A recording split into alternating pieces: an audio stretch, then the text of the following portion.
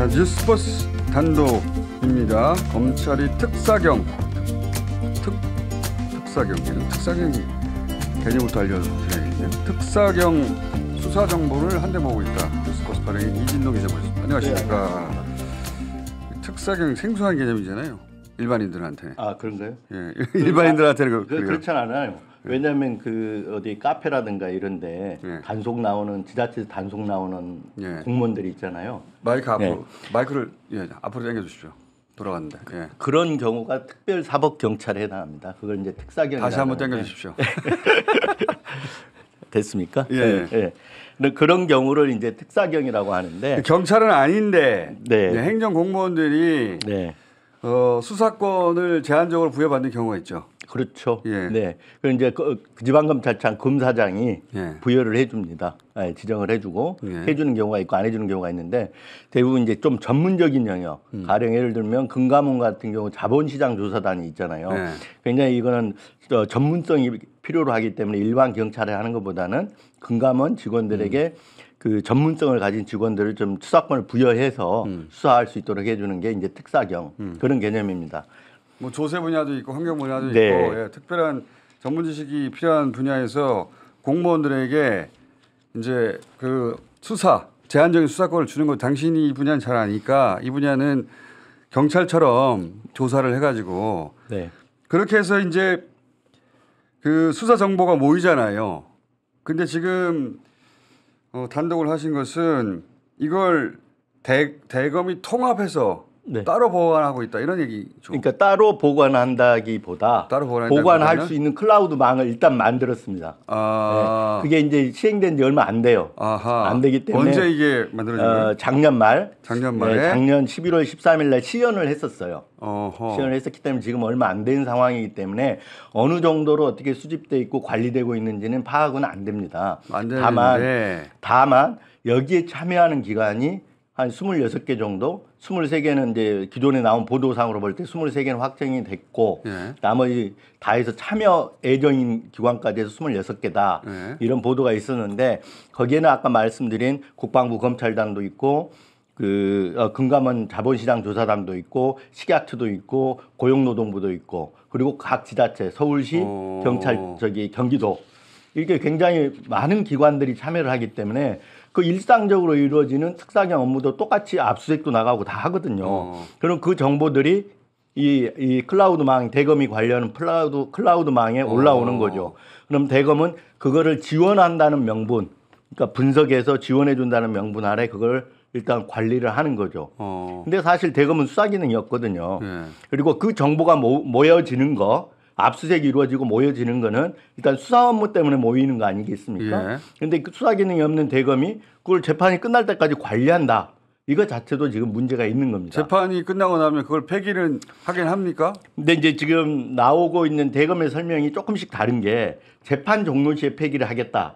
이런 설명도 있고 또 내지는 이 서비스 그러니까 분석해서 특사경한테 자료를 제공해 줄 거 아닙니까? 분석된 내용을 그 분석하는 다음에 폐기하겠다. 이런 뭐 얘기도 나오고 있는데 폐기 기준도 정확하지 않는 거죠. 맞습니다. 그 부분입니다.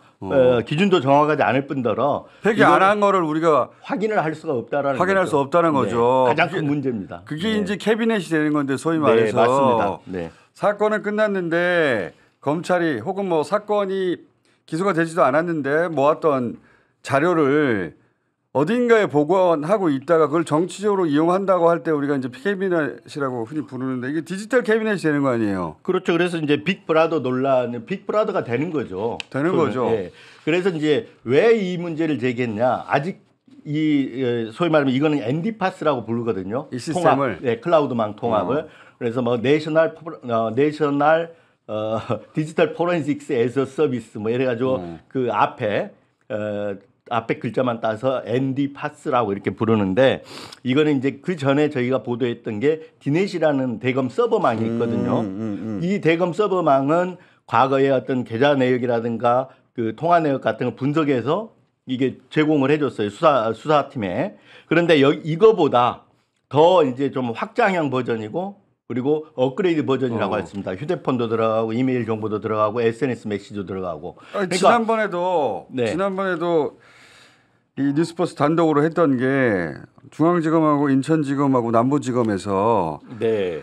이 휴대전화 포렌식한 정보를 이게 폐기가 돼야 되는데 계속 보관하고 있다. 이걸 단독 보도하셨잖아요. 그렇죠. 그러니까 저희들이 이제 그 단순히 보관함의 문제가 아니고 사실은 사찰의 개념이거든요. 사찰이지. 보관하고 있으면 쓸 수 있으니까. 또 활용을 전제로 하는 거예요. 예. 그리고 실제로 그러면 활용이 됐는지 여부를 저희들이 찾아보니까 활용이 됐다는 거예요. 2013년대 수사해서 그걸 나중에 폐기를 했었는데 폐기 안 하고 있다가 2019년 6년 뒤에 그걸 재활용을 한단 말이에요.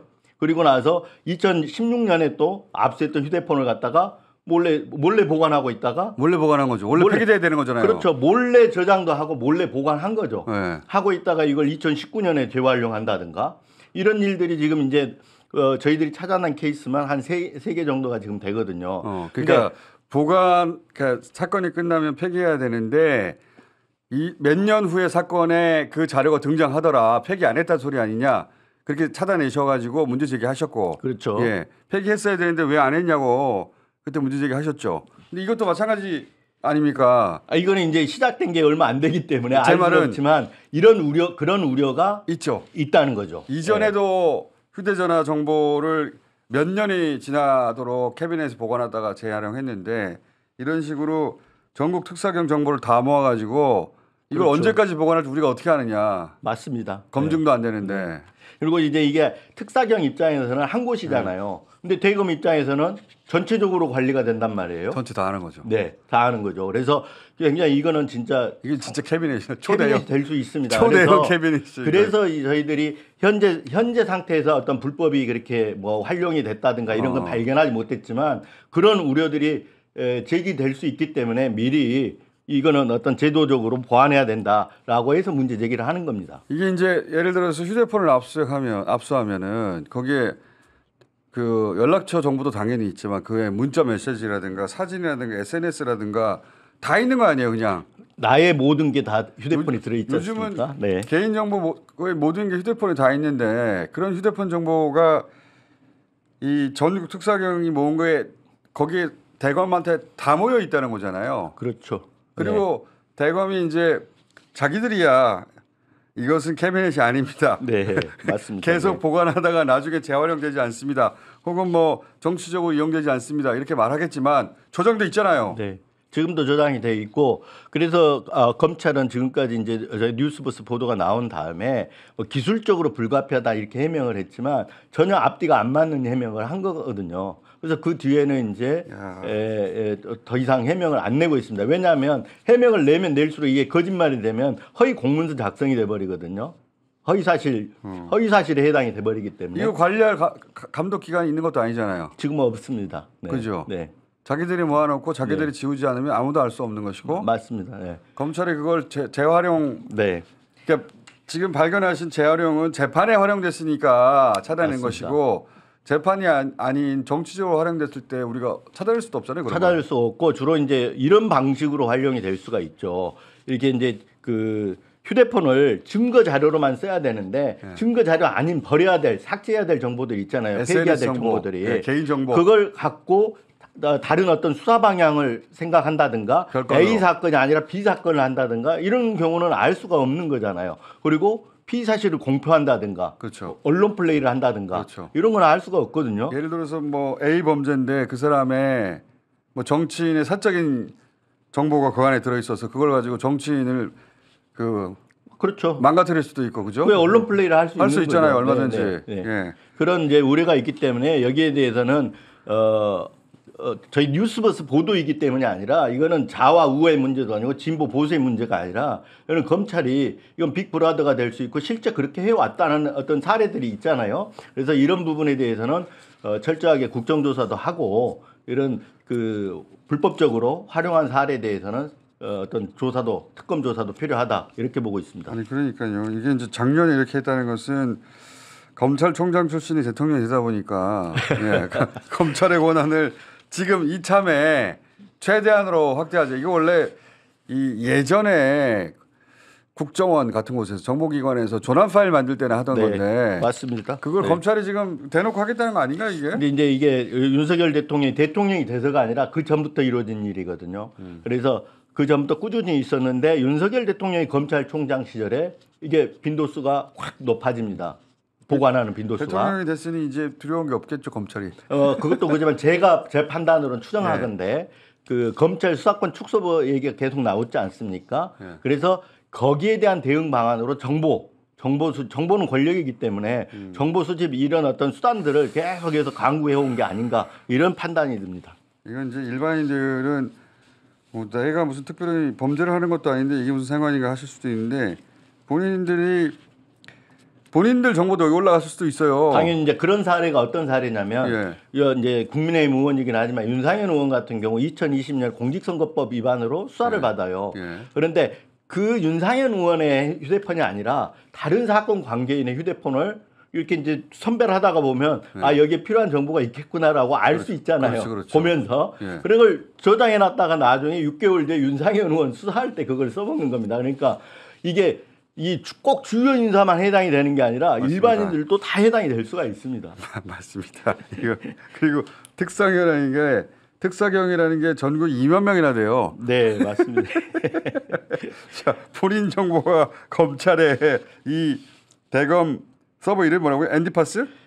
처음에는 디넷, 지금은 대검 서버망이 디넷이고 이걸 확대 버전 내지는 업그레이드 버전이라고 할 수 있는 거 지금 특사경 이거 어떻게 하셨어요? 이거 앤디파스입니다. 앤디파스는 보도가 됐고 디넷은 제가 예를 들어서 디넷은 제가 압수수색을 당하는 과정에서 발견해낸 거고 본인이 압수수색 당하다가 그 과정에서 이제 찾아낸 거고 앤디파스는 기존에 보도가 됐는데 그 디넷에 대한 보도를 이렇게 쭉 검토를 하다 보니까 앤디파스 똑같은 그런 문제를 안고 있다 이렇게 판단이 돼서 저희들이 보도를 하게 된 겁니다. 대검 시스템이면 이건 입찰도 했겠네요. 입찰했습니다. 네, 그래서 입찰해서 그 입찰 제안서라든가 이런 걸 이제 취재 과정에서 좀 확인한 거죠. 어떤 내용들이 들어가는지를. 이거 그러니까 계속해서 지금 검찰의 뉴스버스 이진동 기자 압수수색했다가 이 시리즈 기사가 계속 나오고 있는데 앞으로 더 남았습니까? 하나 더 나왔습니다. 하나 더 나왔습니다. 오늘 아침에 보도를 했는데 뭡니까? 그 부산저축은행 수사가 지금 부실 수사라고 저희들이 보도를 했는데 그것 때문에 부실 수사가 아니다고 허위 보도라고 지금 수사를 받고 있지 않습니까? 근데 부실 수사였다. 부실 수사가 맞다.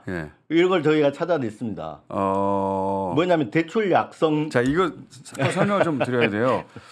그 뉴스버스에서 대장동을 거슬러 올라가면은 부산저축은행 대출권이 있습니다.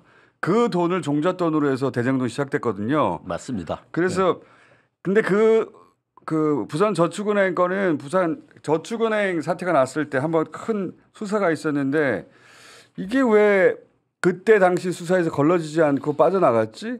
그때 걸러냈으면 대장동은 아예 없었을 텐데 그런 보도를 한번 하셨죠. 그때 맞습니다. 네. 그때 수사를 제대로 하지 않은 거 아니야? 근데 하필 그때 수사의 책임자가 윤석열 네, 맞습니다. 주인 검사였기 때문에 그런 보도를 한 적이 있어요. 네. 그것 때문에 지금 그 압수수색 당하신 거 아니에요? 그게 대선 전국에 2021년 9월 말 10월 초인데 저희들하고 경향신문이 제일 먼저 그 부산저축은행 부실수사 보도를 제일 먼저 했어요. 그래서 이번에 이제 수사에 타겟이 됐는데 그 내용인즉슨 금방 얘기하신 대로 2011년에 제대로 수사를 했으면 대장동 대출 비리를 수사했으면 지금의 대장동 사업이 저렇게 됐겠냐. 비리가 나왔겠냐. 그때 수사를 왜 제대로 안 했어? 그렇죠. 하다 보니 그때 왜 빠졌냐 이거죠. 윤석열 이름이 나와가지고 지금 그죠? 네, 왜 빠졌냐라는 거죠. 그래서 쭉 찾아보니까 이거는 고의로 안 한 의혹이 있다라는 게 이제 저희 보도의 내용이었단 말이에요. 그런데 검찰은 그렇지 않다. 단서가 없었다. 그리고 관련 진술도 없었다. 그렇기 때문에 니들이 그 보도를 한 것 자체가 허위 보도다. 그래서 윤석열 대통령 명예훼손이다. 그래서 지금 수사를 받고 있잖아요. 그렇죠. 네. 그래서 저희가 다시 찾았어요. 제가 찾아봤더니 그 당시 대장동 초기 사업자 부산저축은행 1,805원을 다 받은 대장동 초기 사업자가 이강길 씨인데 그 사람 처음에는 민간인이 이 사업을 하려고 했거든요. 그렇죠. 그 사람과 부산저축은행에 대출 받을 때 맺은 약정서가 있습니다. 그 대출 약정서에 보면 항목이 대출 수수료를 주려는 항목이 금융 컨설팅 비용으로 적혀 있어요. 예, 예. 보통 금융 컨설팅 비용이라고 하면 검사들은 이거 대출 알선료네. 그렇죠. 여기 수사 단서가 되거든요. 그렇죠, 그렇죠. 근데 약정서에 적혀 있다는 걸 제가 그 당시 대검 중수부가 그 약정서를 확보를 했고 그러니까 그 대출 브로커가 그때 있었는데 대출 브로커 수사를 제대로 했느냐 이런 의혹이 있었는데 그죠? 네. 그래서 근데 계약서에 그런 약정이 있다는 걸 알아냈다. 그렇죠. 근데 그 대출 약정서를 중수부가 그때 확보했는지를 알아야 될 거 아닙니까? 그쵸. 그래야 이게 기사가 되잖아요. 예. 근데 제 압수수색 영장에 그때 이강길이라는 그 아까 대장동 사업자가 예, 민간 사업자. 그 대출 약정서를 중수부에 제출했다고 나와 있어요. 아. 약정서를. 그런데 이 수사 기록이나 재판 기록을 보면 그 대출 약정서에는 금융 컨설팅비, 대출 알선료를 주기로 한 금융 컨설팅 비용으로 이게 항목이 나와 있다라는 거죠.